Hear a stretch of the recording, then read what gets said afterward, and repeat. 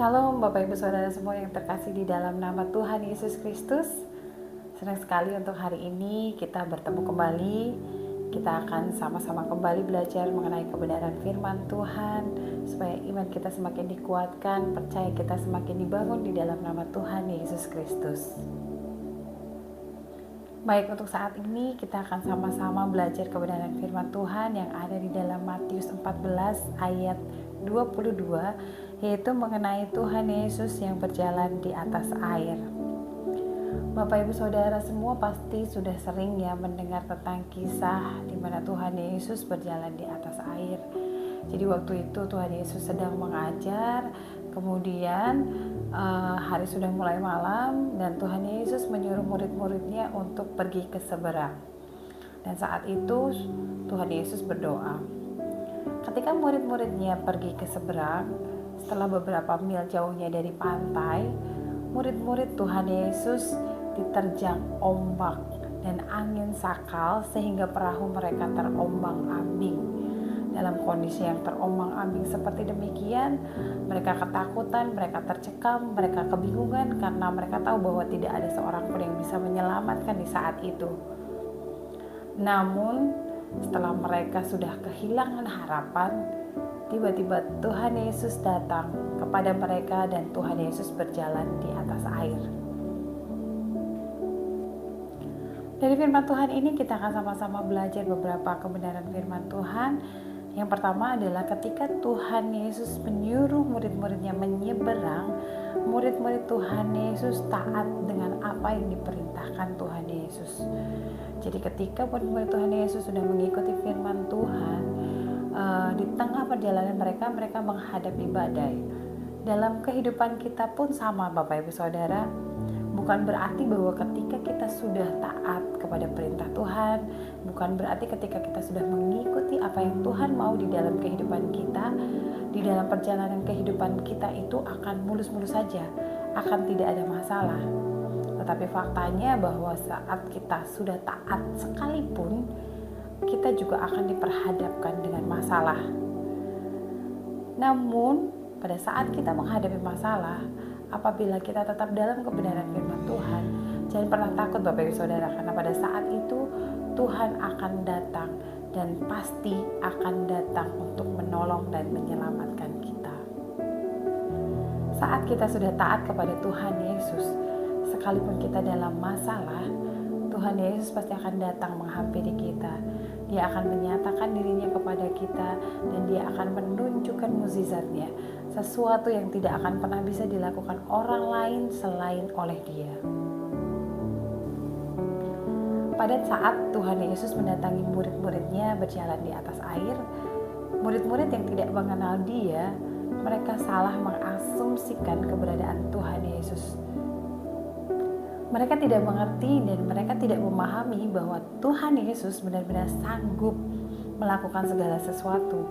Bahwa Tuhan Yesus itu adalah Tuhan yang Maha Kuasa dan Dia sanggup melakukan segala cara, termasuk mampu melakukan mukjizat, yaitu berjalan di atas air.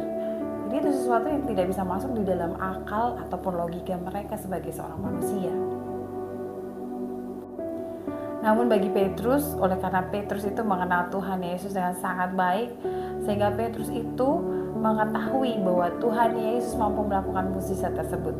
Dan bahkan Tuhan Yesus juga mampu membuat dia, Petrus ini, melakukan mukjizat yang sama seperti Tuhan Yesus. Oleh karena itu, Petrus mengatakan kepadanya, "Suruhlah aku datang kepadamu berjalan di atas air juga." Petrus saat itu menangkap momentum di mana dia pun harus bisa menerima mukjizat, atau dia pun juga harus mendapatkan mukjizat yang sama seperti Tuhan Yesus. Oleh karena itu Bapak Ibu Saudara semua, mari kita perdalam lagi pengenalan kita kepada Tuhan. Dengan kita rajin membaca firman Tuhan, kita rajin menyembah Dia, kita rajin beribadah kepadanya, sehingga kita bisa tahu persis siapa Allah yang kita sembah. Dan ketika Dia datang kepada kita, kita tidak salah menilai kehadirannya. Dari sini kita belajar bahwa ketika kita mendengar suara Tuhan, kita tahu apa yang diinstruksikan oleh Tuhan, kita harus punya iman, kita harus berani melangkah sesuai dengan apa yang Tuhan sudah firmankan, apa yang menjadi rema Tuhan dalam hidup kita. Kita pegang dan kita berjalan, melangkah dengan iman, hingga akhirnya kita boleh atau akhirnya kita bisa mendapatkan mukjizat. Dan untuk selanjutnya dikisahkan bahwa oleh karena Petrus bimbang, akhirnya Petrus jatuh. Dan ketika Petrus tidak tenggelam, Petrus berseru kepada Yesus, dia bilang, "Tuhan, tolong aku." Dan Tuhan Yesus menolong Petrus. Kadangkala di dalam kehidupan kita pun sama, Bapak Ibu Saudara, kita menghadapi masalah, kita menghadapi pergumulan, kita tetap punya iman sama Tuhan. Tapi ketika masalah itu semakin besar, masalah itu tidak cepat terselesaikan, bahkan masalah yang lebih besar datang bertubi-tubi menghampiri atau mendatangi kehidupan kita, kita akan mulai goyang, kita akan mulai bimbang, dan kita mungkin bahkan jatuh. Itu adalah saat yang tepat untuk kita datang kepada Tuhan Yesus, untuk kita minta pertolongan kepada Tuhan Yesus. Karena ketika kita berseru, ketika kita minta tolong kepada Tuhan Yesus, Dia pasti akan datang untuk menolong kita. Jadi jangan pernah takut, jangan pernah ragu. Ketika kamu tidak punya orang lain yang mendengarkanmu, ketika kita tidak punya orang lain yang peduli dengan kita, Tuhan Yesus selalu peduli. Minta tolong kepada Tuhan, Tuhan pasti akan menyelamatkan dan akan menolongmu. Bapak Ibu Saudara semua, demikianlah kebenaran firman Tuhan yang bisa saya bagikan untuk saat ini. Kiranya firman Tuhan saat ini bisa memberkati Bapak Ibu Saudara semua. Bila ada di antara Bapak Ibu Saudara semua yang membutuhkan dukungan doa, silahkan hubungi kami. Nanti kami akan support Anda dalam doa. Dan kiranya iman dan pengenalan kita akan Tuhan semakin bertumbuh. Dan kiranya kita semua boleh diberkati dan menjadi saluran berkat bagi banyak orang. God bless you.